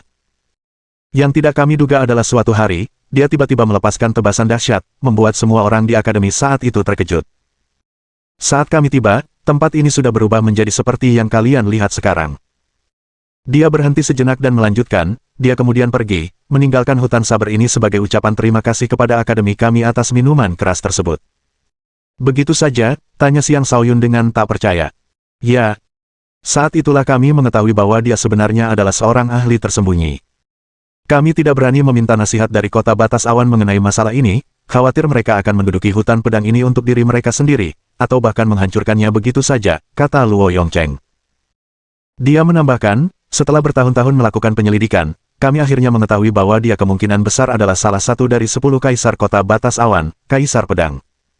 Kaisar pedang. Ini peninggalan dari kultivator alam kaisar. Xiang Shaoyun semakin bersemangat. Baiklah, aku akan menyingkirkan para murid dari tempat ini untuk sementara waktu agar kau punya ruang. Kita akan bicara lebih lanjut setelah kau berhasil memahami maksud pedang di sini, kata Luo Yongcheng sebelum bergerak maju untuk membubarkan para murid dari area tersebut. Xiang Shaoyun tetap tinggal sendirian, mengamati segala sesuatu di sekitarnya. Dia mulai berkeliling di hutan sabar, membelai setiap batang bambu yang telah dipotong. Ketika dia merasakan betapa rapi potongannya, rasa terkejut di hatinya semakin bertambah. Ia menganggap memotong selusin atau beberapa lusin batang bambu dengan satu tebasan itu masuk akal. Tetapi apa yang dilihatnya di sini adalah lebih dari 1000 batang bambu dengan potongan yang benar-benar identik. Itu, menurutnya, sulit dipercaya. Patut juga dicatat bahwa semua bambu telah kehilangan semua vitalitasnya setelah satu tebasan itu, seolah-olah semuanya telah mati sepenuhnya. Seharusnya kita tahu bahwa secara umum, bahkan setelah memotong bambu, selama akarnya masih ada, bambu tersebut akan mampu tumbuh kembali perlahan. Tetapi lebih dari 1000 batang bambu di sini benar-benar mati, dan tidak ada indikasi bahwa mereka akan tumbuh kembali. Setelah berkeliling sebentar, Xiang Shaoyun duduk bersila, menenangkan pikirannya, dan mulai merasakan lingkungan sekitarnya. Karena latar belakangnya, ia mengetahui banyak hal yang tidak diketahui banyak orang. Dengan demikian, ia menyadari bahwa untuk memahami sesuatu yang ditinggalkan seseorang, seseorang harus terlebih dahulu membenamkan diri dalam lingkungan tempat orang itu berada agar dapat menangkap sensasi yang cepat berlalu itu dengan lebih baik. Meditasi itu berlangsung selama 7 hari 7 malam. Dia duduk di sana tanpa makan dan minum, membiarkan dirinya terpapar elemen alam, sepenuhnya larut dalam dunia di sekitarnya. Sayangnya, dia tetap tidak mendapatkan apapun dari sesi meditasinya. Dia sama sekali tidak bisa menangkap sensasi yang dicarinya. Malam ini, dia akhirnya berdiri karena tidak lagi mampu menenangkan diri. Wahai saberniat, apa yang harus kulakukan untuk menemukanmu, gumam Xiang Shaoyun dengan muram. Dia berjalan tanpa tujuan dan tiba di tepi hutan sabar. Di luar hutan sabar, terlihat bambu-bambu biasa bergoyang lembut tertiup angin. Tiba-tiba, embusan angin menerbangkan sehelai daun bambu mengenai wajahnya. Seketika itu juga, Xiang Shaoyun merasakan sakit yang tajam. Ia mendesis kaget, dan ketika menyentuh wajahnya, ia mendapati wajahnya berdarah. Daun bambu, mampu melukaiku. Kata-kata itu membuat Xiang Shaoyun terdiam. Sembari bergumam, pandangannya tertuju pada dedaunan bambu yang berterbangan di udara. Tiba-tiba, alam jiwa neter di dalam pikirannya aktif, dan pemandangan menakjubkan muncul di benaknya. Dalam adegan tersebut, terlihat sosok yang tidak jelas duduk bersila di hutan bambu. Tanpa suara, ia mengayunkan pedangnya, mengirimkan energi pedang yang meluncur di udara. Dengan suara, wosh, hamparan bambu tumbang. Xiang Shaoyun berdiri di sana dengan tatapan kosong, adegan itu terulang kembali di benaknya berulang kali, perlahan-lahan membawanya ke kondisi mental yang unik. Tebasan itu begitu alami dan begitu halus. Tampaknya seperti tebasan biasa saja, namun di dalamnya terkandung kekuatan yang luar biasa. Dengan satu tebasan, lebih dari 1000 batang bambu tumbang. Bagaimana orang itu bisa melakukannya? Xiang Shaoyun terus mengamati adegan yang berulang itu dalam pikirannya, mencoba memahami esensi di balik tebasan tersebut. Namun pada saat yang sama, ia merasa masih kekurangan sesuatu untuk benar-benar memahami esensinya. Pada saat itulah ia teringat bagaimana daun bambu itu melukai wajahnya. Daun itu tampak sama sekali tidak berbahaya, namun kenyataannya telah menyebabkannya berdarah. Bagaimana? Xiang Shaoyun merenung tanpa henti, tubuhnya duduk bersila tanpa disadarinya, dan pedang pembunuh langit agung muncul di lututnya. Sekali lagi, dia tenggelam dalam meditasi yang dalam, bahkan lebih dalam dari sebelumnya. Bahkan ketika semut merayap di tubuhnya, dia tampaknya tidak menyadarinya, begitu pula ketika burung-burung hinggap di kepalanya. Dia telah sepenuhnya menyatu dengan dunia di sekitarnya. Ini adalah keadaan paling optimal yang dapat dicapai seseorang ketika memahami Dao. Dalam sekejap, setengah bulan berlalu. Ia tertutup dedaunan kering dan kotoran burung, seolah-olah ia adalah patung. Pada hari itu, pedang pembunuh langit penguasa yang berada di pangkuannya tiba-tiba mulai bergetar. Untaian energi ungu dan emas mulai memancar dari pedang itu, dampaknya mengguncang dedaunan kering dari tubuhnya saat angin mulai berhembus di sekitarnya. Entah dari mana, Xiang Shaoyun menggenggam pedangnya dan mengayunkannya perlahan. Desir. Semburan energi pedang melesat keluar sebelum langsung menghilang. Pedang itu kembali ke posisi semula, dan semuanya kembali seperti semula, seolah-olah tidak terjadi apa-apa. Angin berhembus tanpa suara, bambu bergoyang lembut. Pa. Selanjutnya, rumpun bambu di depan Xiang Shaoyun roboh. Luo Yongcheng kebetulan berada di dekatnya saat itu. Ketika mendengar suara itu, detak jantungnya berakselerates, dan dalam hati ia berteriak ketakutan, dia tidak mungkin benar-benar memahaminya, kan? Tanpa pikir panjang, dia bergegas ke tempat Xiang Shaoyun berada. Bab 158. Xiang Shaoyun akhirnya membuka sepasang matanya yang tajam, kegembiraan terpancar di wajahnya. Dia telah menghabiskan waktu sekitar 1 bulan, dan akhirnya dia memahami konsep niat pedang, mengerti apa sebenarnya persatuan pedang manusia itu. Lebih dari 100 batang bambu yang ditebang rapi di hadapannya adalah bukti terbaik dari pemahamannya. Kesatuan pengguna pedang cahaya tidak hanya bergantung pada kesesuaian seseorang dengan pedang tersebut. Yang lebih penting adalah pemahaman seseorang tentang cara menggunakan pedang cahaya dengan benar. Dengan pemahaman itulah seseorang dapat memanfaatkan berbagai teknik pedang cahaya dengan lebih baik. Bagaimana seharusnya pedang digunakan? Kapan harus menebas secara vertikal, menebas secara horizontal, mengiris, atau menusuk? Seseorang harus tahu kapan harus menggunakan teknik mana agar dapat menggunakan pedang dengan sempurna. Setelah mencapai kesempurnaan dalam menggunakan pedang, tangan seseorang akan bergerak sesuai dengan keinginannya, dan pedang akan bergerak sesuai dengan tubuhnya, menghancurkan segala sesuatu yang menghalangi jalan pedang. Pedang adalah bagian dari tubuh. Seseorang harus mampu menggunakan pedang seperti anggota tubuhnya sendiri, melakukan apapun yang diinginkannya dengan pedang tersebut. Domain jiwa neter telah memberikan kontribusi besar pada periode yang relatif singkat yang digunakan Xiang Shaoyun untuk memperoleh pemahaman ini. Tanpa domain jiwa neter yang merekam adegan ahli pedang menebas pedangnya di hutan sebelum memutar ulang adegan itu berulang kali dalam pikirannya, akan sangat sulit baginya untuk memahami esensi sebenarnya dari tebasan tersebut. Tentu saja, daun yang melukai wajahnya itu juga berperan besar dalam membantunya memahami kejadian tersebut. Daun bambu itu bergoyang mengikuti angin. Pada saat itu, angin adalah daun, dan daun adalah angin. Hanya dengan menyatu dengan angin, daun itu bisa melukai wajahnya. Konsep yang sama berlaku untuk dirinya dan pedangnya, dan dengan mencapai kesatuan manusia dan pedang, ia mampu melepaskan kekuatan yang lebih besar dari pedangnya. Ketika Luo Yongcheng tiba dan melihat bambu yang dipotong seragam, dia sangat terkejut. Mereka benar-benar sama.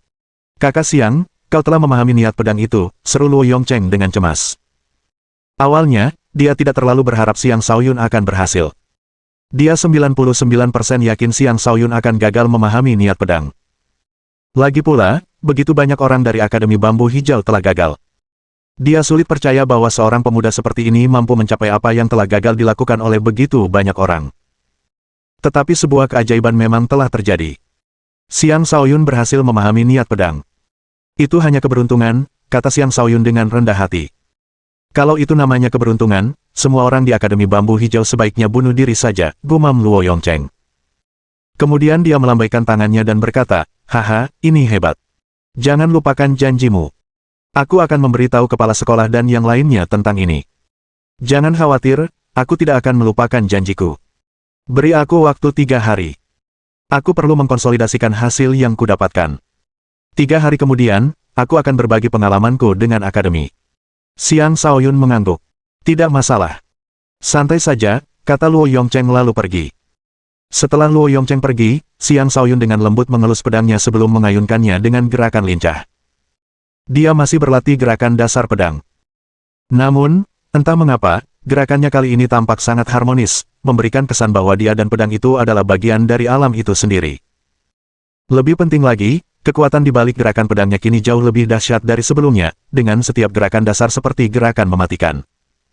Secara bertahap, Xiang Shaoyun meningkatkan kecepatan ayunan pedangnya, hingga akhirnya ia menyerupai badai yang mengamuk. Setiap tebasannya memiliki kekuatan 3 kali lipat, dan dengan peningkatan kecepatan pedangnya yang besar, celah-celah kecil dalam teknik pedangnya sebelumnya tidak lagi ada. Inilah manfaat memahami maksud pedang. Hal itu memberikan perubahan kualitatif pada teknik pedangnya.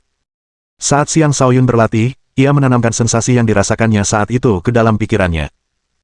Akhirnya, ia berhenti, merasa puas dengan sesi latihannya.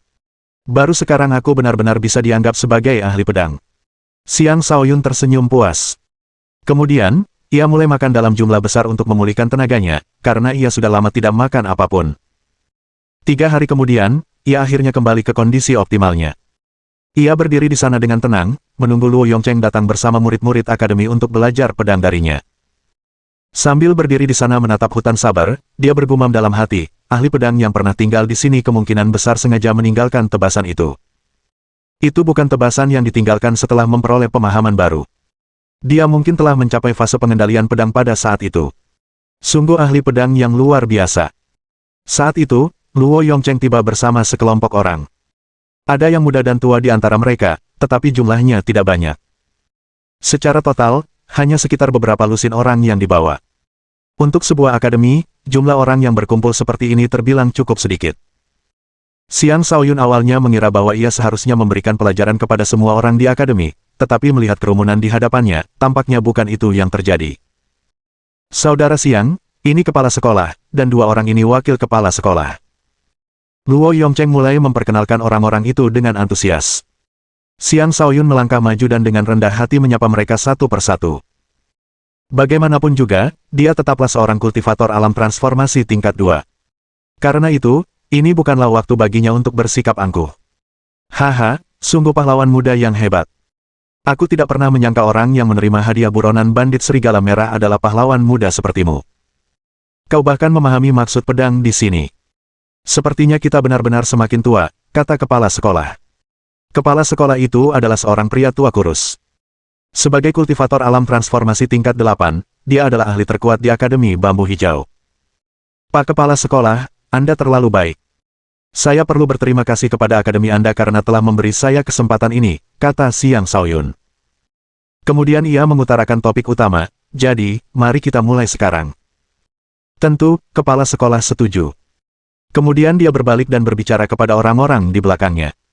Semuanya, duduklah dengan rapi dan dengarkan baik-baik. Ini adalah pahlawan muda yang telah memahami niat pedang di hutan pedang.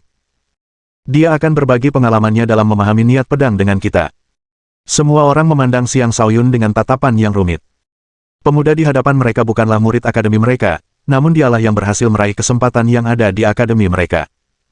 Mereka merasa iri sekaligus menyesal.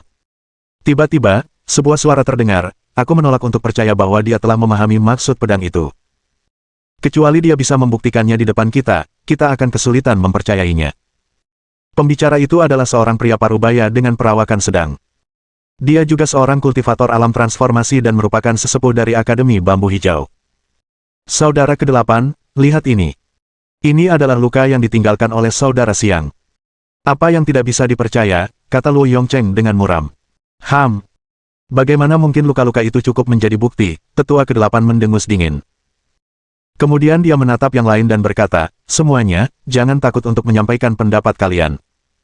Haruskah kita memintanya untuk menunjukkan apa yang telah dia pahami? Akan sangat memalukan jika kita akhirnya tertipu oleh pemuda seperti ini. Dengan tetua ke-8 yang semakin memprovokasi, yang lain mulai menyuarakan persetujuan mereka. Mereka menuntut agar Xiang Shaoyun mendemonstrasikan apa yang telah dipelajarinya. Mereka hanya akan bersedia mendengarkan pelajarannya jika mereka yakin dengan demonstrasinya. Kepala sekolah. Luo Yongcheng menatap kepala sekolah, memohon bantuan dengan matanya. Namun sebelum kepala sekolah sempat berkata apa-apa, Xiang Shaoyun tersenyum dan berkata, tentu. Karena itu, bagaimana kalau kita bertukar beberapa petunjuk, Pak Tetua? Anda kemudian akan dapat merasakan sendiri keberadaan niat pedang itu. Siapa tahu, Anda bahkan mungkin bisa belajar sesuatu darinya. Xiang Shaoyun bukanlah tipe orang yang akan menolak latihan menembak gratis. Bab 159. Baiklah. Biarkan aku sendiri merasakan apa yang disebut niat pedang. Jangan mengecewakanku, kata tetua ke-8. Apapun yang terjadi, dia adalah ahli alam transformasi tingkat 3. Dia tidak akan takut pada Xiang Shaoyun. Namun tentu saja, dia juga tidak menyadari bahwa Xiang Shaoyun telah membunuh Li Hao dan 2 ahli alam transformasi lainnya dari bandit serigala merah, karena itulah tetua itu percaya diri. Jika dia tahu itu, dia tidak akan mau menantang Xiang Shaoyun ketika tidak ada orang lain yang melakukannya. Jangan khawatir. Aku akan memastikan kau mengalaminya dengan jelas, ejek Xiang Shaoyun. Ketika Luo Yongcheng melihat Xiang Shaoyun menyetujui tantangan itu, dia tidak bisa berkata apa-apa lagi. Dia hanya menatap tetua ke-8 dengan iba sambil berpikir, tetua ke-8, kau selalu menjadi orang yang sombong. Aku khawatir hari ini akan menjadi hari kau diberi pelajaran atas kesombonganmu. Semua orang bergeser untuk memberi ruang dan menunggu pertarungan dengan penuh harap. Sebagian besar dari mereka hanya penasaran apa yang begitu istimewa dari pemuda itu sehingga mampu memahami maksud pedang yang bahkan mereka sendiri tidak bisa pahami. Xiang Shaoyun dan tetua ke-8 berdiri saling berhadapan, tak satu pun dari mereka yang berinisiatif menyerang lebih dulu. Xiang Shaoyun akhirnya membuka mulutnya, karena kau yang lebih tua, kau harus menyerang duluan. Kau kan junior. Bagaimana aku bisa memanfaatkan junior? Kau duluan, kata tetua ke-8 sambil mendengus. Dari tatapan mata Xiang Shaoyun, ia bisa melihat betapa sedikitnya pemuda itu peduli padanya. Hal itu semakin membangkitkan amarah dalam dirinya saat ia berpikir, sombong sekali di usia semuda ini. Sepertinya aku harus memberinya pelajaran yang setimpal. Jika aku menyerang duluan, kau tidak akan punya kesempatan untuk berbuat apa-apa, kata Xiang Shaoyun dengan santai. Itu bukan karena dia sombong. Dia hanya memiliki kepercayaan diri yang mutlak. Kata-kata besar sekali. Jangan menangis nanti kalau aku menindasmu, kata tetua ke-8. Ia memiliki temperamen buruk, dan kesabarannya mulai habis menghadapi pemuda yang sombong itu. Ia menerjang maju, menghunus pedangnya, dan menebas Xiang Shaoyun. Memahat bulan. Energi pedang biru beriak keluar dengan kekuatan yang menakjubkan, seolah-olah mampu memahat bahkan bulan yang tinggi di langit. Xiang Shaoyun berdiri diam, ekspresinya tenang. Dia tidak terlihat seperti akan melakukan apapun. Ketika serangan itu hampir tiba, dia akhirnya bergerak, sosoknya perlahan bergeser ke samping dan menghindari serangan itu. Tetua ke-8 agak terkejut, tetapi dia merasa lebih marah karena lawannya bahkan tidak repot-repot membalas. Mari kita lihat berapa kali kau bisa menghindar. Memahat matahari. Pedang tetua ke-8 terpecah menjadi dua pedang saat dia menyerang Xiang Shaoyun dari dua arah berbeda dengan kecepatan yang lebih tinggi. Seluruh gerakan pedang itu terungkap di hadapan mata Xiang Shaoyun yang takjub.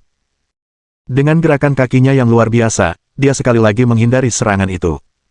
Memahat bintang-bintang. Tanpa jeda, tetua ke-8 mengerahkan seluruh kekuatannya dan melancarkan serangan ketiganya, bersumpah untuk mengalahkan Xiang Shaoyun dengannya. Energi pedang menyapu ke arah Xiang Shaoyun seperti tirai raksasa. Kerumunan di sekitar mereka bersorak ketika melihat pertunjukan pedang yang sangat mempesona. Mereka semua percaya bahwa Xiang Shaoyun tidak akan mampu menghindarinya. Kali ini, Xiang Shaoyun tidak menghindar. Dia mengangkat pedangnya dan dengan santai menebas ke arah pedang yang datang. Tebasan itu tampak lambat, namun energi pedang bergerak dengan kecepatan luar biasa cepat. Yang bisa dilihat semua orang hanyalah kilatan sebelum energi pedang menghilang. Setelah ayunan pedang itu, dunia seolah menjadi sunyi, termasuk serangan tetua ke-8 yang membeku di udara. Adapun tetua ke-8 sendiri, dia berdiri diam, seolah-olah Xiang Shaoyun telah membekukannya. Tiba-tiba, serangan tetua ke-8 itu hancur berantakan dan lenyap seolah-olah tidak pernah muncul sebelumnya. Selain itu, pakaian yang dikenakannya juga mulai terlepas dari tubuhnya, memperlihatkan tubuh bagian atasnya yang kekar. Semua orang menatap kosong dengan mata terbelalak kaget. Mereka hanya melihat kilatan cahaya dan Xiang Shaoyun mengayunkan pedangnya sekali. Satu tebasan itu tidak hanya mengalahkan serangan tetua ke-8, tetapi juga merobek pakaiannya hingga compang camping. Semua itu dilakukan tanpa meninggalkan bekas luka sedikit pun di tubuh tetua ke-8, itu adalah tebasan yang tak terbayangkan. Terima kasih atas pertandingannya, kata Xiang Shaoyun sambil menangkupkan tinjunya dengan tenang, alih-alih melanjutkan serangan. Awalnya ia berencana untuk membuat tetua ke-8 telanjang bulat akibat tebasan itu, tetapi akhirnya ia memutuskan untuk tidak melakukannya dan menahan diri. Selalu lebih baik untuk tidak merusak hubungan baik. Ketika sesepuh ke-8 akhirnya pulih dari keterkejutannya, satu-satunya sensasi yang dirasakannya adalah betapa dinginnya anggota tubuhnya, seolah-olah dia baru saja berjalan-jalan di gerbang neraka. Hal itu menanamkan rasa takut yang luar biasa di hatinya. Dia jelas merasakan seluruh proses itu ketika pedang itu menari-nari di tubuhnya, melucuti pakaiannya. Jika Xiang Shaoyun ingin membunuhnya, dia pasti sudah mati. Terima kasih atas kemurahan hatimu, kata tetua ke-8 sambil menyeka keringatnya. Kemudian, dengan muram ia kembali ke kerumunan. Seseorang segera memberinya jubah untuk menutupi tubuh bagian atasnya yang telanjang. Tindakan ini membuatnya semakin malu. Luar biasa. Itu memang niat pedang yang legendaris. Tebasan yang sangat memukau, saudara Siang, Luo Yongcheng memimpin dan menghujani Siang Shaoyun dengan pujian. Karena dialah yang membawa Siang Shaoyun ke sini, dengan kemenangan Siang Shaoyun, dia juga ikut berbagi kemuliaan. Itu memang tebasan yang tak terbayangkan, puji kepala sekolah. Kemudian ia menambahkan, semuanya, duduk dan dengarkan pelajaran kakak Siang. Setelah pertarungan itu, mereka menjadi jauh lebih ramah kepada Siang Shaoyun daripada sebelumnya. Kekuatannya saja sudah membuatnya layak menghadapi mereka sebagai lawan yang setara, belum lagi niat pedang tertinggi yang telah ia tunjukkan. Bahkan kepala sekolah sendiri tidak yakin dia bisa menangkis tebasan itu. Akan lebih baik bagi mereka untuk menjaga hubungan baik dengan pahlawan muda seperti itu. Akademi Bambu Hijau pun mencabut rasa jijik yang mereka miliki terhadap Siang Shaoyun. Bahkan, secerca kekaguman terlihat di mata mereka ketika memandanginya. Semua orang duduk dengan patuh, menunggu Siang Shaoyun memulai pelajarannya. Siang Shaoyun tidak mempersulit mereka. Dia langsung memulai pelajaran. Aku mempelajari niat pedang ini dari Akademi Bambu Hijau kalian. Sekarang, aku akan membagikan seluruh pengalamanku dalam memahami niat ini tanpa menyembunyikan apapun. Apakah kalian bisa mendapatkan sesuatu dari sesi berbagi ini akan bergantung pada diri kalian sendiri.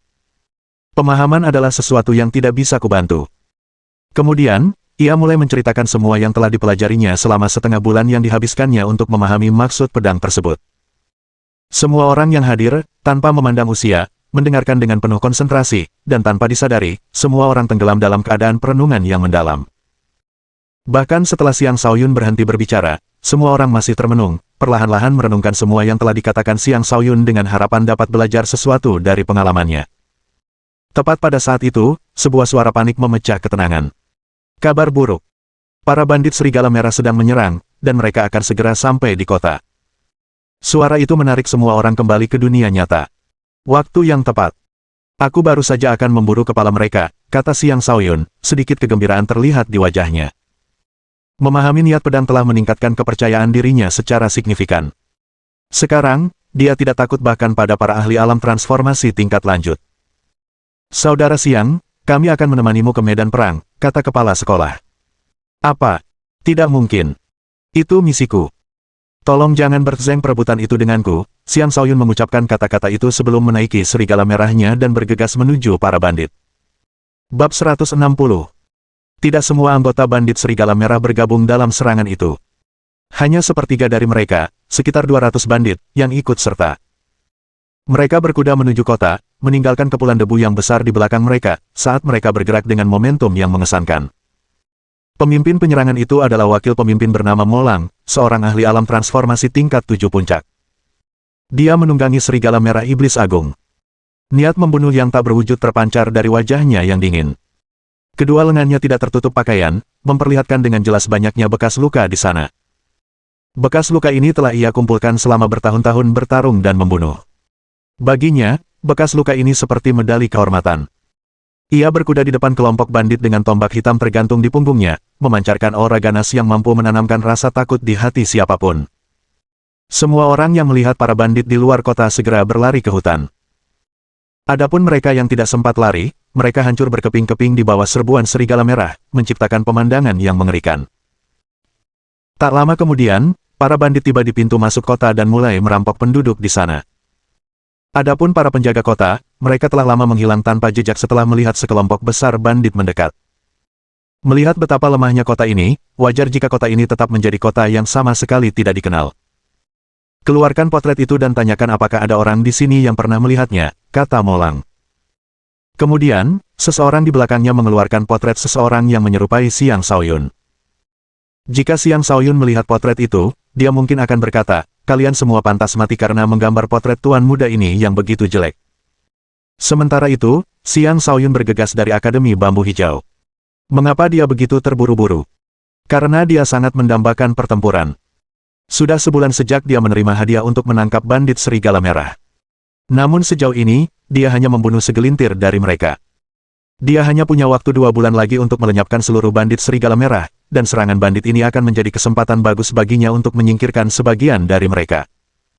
Ketika dia tiba di pintu masuk kota dan melihat para bandit membunuh dan merampok semua orang, termasuk orang tua, anak-anak, dan wanita, dia sangat marah. Kalian semua pantas mati, teriak Xiang Shaoyun sebelum menyerang dua bandit yang paling dekat dengannya. Dia bahkan tidak perlu menyerang secara pribadi karena serigala merah itu telah mencabik-cabik keduanya setelah menerjang mereka. Ratapan mereka yang menyedihkan menarik perhatian Mo Lang dan yang lainnya. Seseorang di samping Mo Lang menunjuk ke arah Xiang Shaoyun dan berkata, "Kepala ketiga, sepertinya itu anak yang sama yang telah memprovokasi kita sebulan yang lalu." "Benar saja, dia ada di sini." "Baiklah. Saudara-saudara, penggal dia sampai mati," kata Mo Lang dengan kilatan dingin di matanya. Atas perintah Mo Lang, lebih dari 10 orang menyerang Xiang Shaoyun. Mereka tidak menahan diri saat Xiang Shaoyun seketika dihujani pedang, saber, dan tombak. Menghadapi serangan yang datang, Xiang Shaoyun tidak memperlambat langkahnya, dan dia hanya mengayunkan sabernya sekali. Energi saber menyapu, menghancurkan semua serangan yang datang sebelum menggorok leher para penyerang. Mereka bahkan tidak menyadari serangan itu akan datang. Mereka hanya merasakan sensasi dingin di leher mereka sebelum terlelap dalam tidur abadi. Pemandangan lebih dari 10 kepala yang berjatuhan setelah satu tebasan membuat para bandit merinding. "Bajingan! Kau akan membayar nyawa saudara-saudaraku," teriak ahli alam transformasi di samping Mo Lang sambil menyerbu keluar. Selain dia, dua ahli alam transformasi lainnya juga bergerak.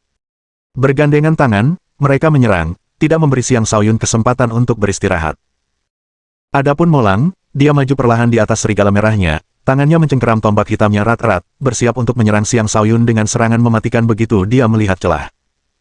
Xiang Shaoyun melompat dari kudanya dan berkata, "Tidak seorang pun dari kalian bajingan akan meninggalkan tempat ini hidup-hidup." Xiang Shaoyun sendiri bukanlah seorang suci, tetapi ia tetap menjunjung tinggi kehormatan seorang prajurit.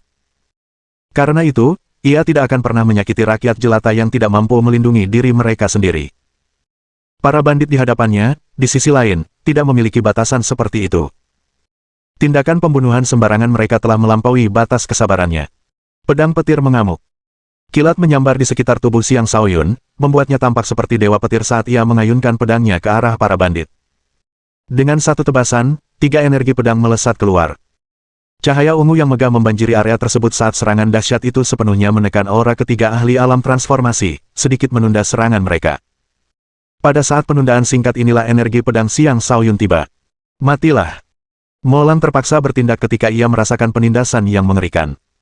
Jika ia tetap memegang tangannya, ketiga bawahannya akan menderita.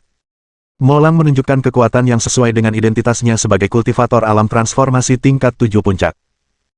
Energi astralnya melonjak keluar dari tubuhnya sebagai tombak energi yang luar biasa melesat ke arah Xiang Shaoyun. Mo Lang mungkin cepat, tetapi Xiang Shaoyun, yang telah memahami niat pedang, lebih cepat. Pada saat Mo Lang menyerang, energi pedang telah mengenai targetnya.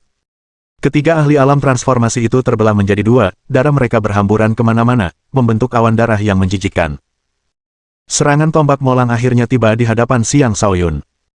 Xiang Shaoyun tidak dapat menghindarinya tepat waktu karena dia baru saja selesai menyerang 3 bandit alam transformasi, tetapi kemudian dia melakukan sesuatu yang mengejutkan semua orang. Dengan menggunakan tubuhnya sendiri, dia menghadapi serangan tombak yang datang. Bahkan Mo Lang pun tak percaya dengan apa yang dilihatnya. Tombak hitam itu menghantam tubuh Xiang Shaoyun, tetapi alih-alih menembus tubuhnya, terdengar bunyi dentingan yang tajam. Serangan itu telah diblokir oleh baju zirah Raja Xiang Shaoyun. Pada saat itulah Mo Lang menyadari bahwa dia telah tertipu oleh tipu daya Xiang Shaoyun. Dia segera mundur meskipun Xiang Shaoyun meraih tombak hitamnya dengan satu tangan dan mengayunkan pedang ke kepalanya dengan tangan lainnya. Pedang itu bergerak dengan kecepatan yang luar biasa cepat, dan kultivator alam transformasi biasa tidak akan pernah bisa menghindari serangan ini. Tapi Mo Lang bukanlah kultivator biasa. Dia mencondongkan tubuh ke belakang hingga punggungnya dan punggung tunggangannya bersentuhan, nyaris menghindari serangan itu. Menatap beberapa helai rambut yang melayang di atas wajahnya, dia menggigil. Xiang Shaoyun hendak melanjutkan serangannya ketika tunggangan Mo Lang tiba-tiba menyerang. Mengaum. Itu adalah iblis agung tingkat 5, dan saat seberkas cahaya melesat dari mulutnya ke arah Xiang Shaoyun, dia terpaksa berhenti menyerang dan malah menghindar. Bisa dikatakan bahwa serigala merah itu telah menyelamatkan nyawa Mo Lang. Kemudian, Mo Lang kembali duduk dan mulai menusukkan tombaknya ke arah Xiang Shaoyun. Dia menyerang begitu cepat sehingga terbentuk dinding bayangan tombak di udara. Serangan cepat itu tidak memberi Xiang Shaoyun kesempatan untuk beristirahat. Xiang Shaoyun mengayunkan pedangnya berulang kali untuk menangkis serangan yang datang. Semakin lama pertarungan berlangsung, semakin kuat Xiang Shaoyun, hingga akhirnya, ke-9 bintangnya aktif sepenuhnya. Kubah tanpa batas. Molang bahkan menggunakan teknik terkuatnya, mencoba membunuh Xiang Shaoyun sebelum dia bisa melakukan serangan balik. Sejumlah tombak energi hitam muncul di atas bayangan tombak, dan disertai dengan penampakan serigala ganas, serangan itu menerjang ke arah Xiang Shaoyun. Mohon dukungan dari omom ante-ante sekalian, buat subscribe atau sharekan novel Mimin ke Facebook kalian, agar channel Mimin bisa terus berkembang. Dengan begitu, Mimin bisa lebih semangat untuk up novel seru lain ke depannya. Buat teman-teman yang sudah subscribe dan sharekan novel Mimin, Mimin ucapkan terima kasih sebanyak-banyaknya. Sekiranya teman-teman menghadapi masalah video diputar dalam bahasa Inggris, coba tukar kepada bahasa Indonesia original melalui cara ini. Semasa mendengarkan, pencet tombol setting di atas kanan video, pilih audio track dan tukar bahasa.